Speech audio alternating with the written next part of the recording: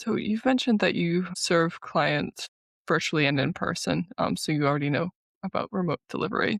But when you think about reaching more people, especially people who don't even know that this kind of care exists, what role do you see technology playing? And where do you think it needs to be careful? Mm, that is such a great question.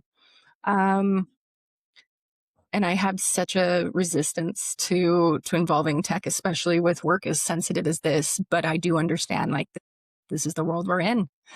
So I think if we could have some sort of app, perhaps, that helps people plug in all of their stuff. So, getting a death doula to help them figure out what the stuff is. Like, this is going to be your hospital. This is going to be your hospice. This is going to be your funeral home. This is going to be the the people that take care of if you're doing organ donation or if you want to go to a body farm or something like that. Like, to have all of the contacts plugged in so that you have one place on your phone, or it's just like I just tap this icon and I can just tap contact this person, contact this person, contact that person. And we might have like some kind of pre-formatted blurbs of what to send out that would simplify things, because when you are in a grief space, all of that is so overwhelming.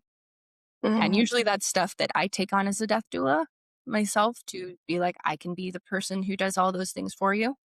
But if I can't be there in person, this could be helpful to people. And that doesn't mean that there's less work for me to do, because there's always so much work for me to do as a death doula.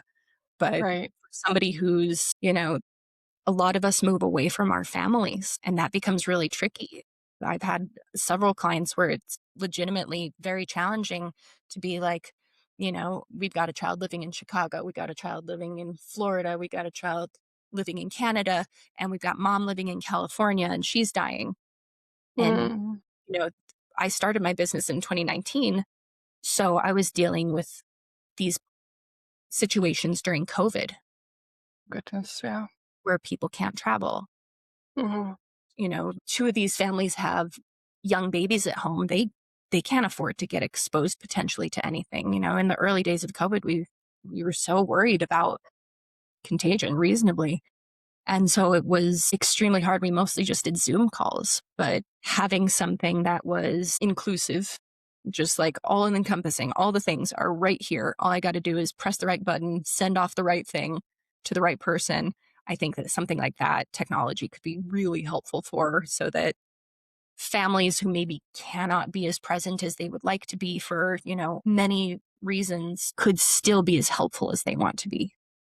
Mhm. But nothing compares to presence. Like, if you can possibly be present, that is the best thing you can be. Absolutely. Yeah. I think that's what we're really a big part of the Wired Ape is maintaining that connection that we have through to other human beings, Yeah. nature, rituals, of course. Rituals are extraordinarily important to being humans.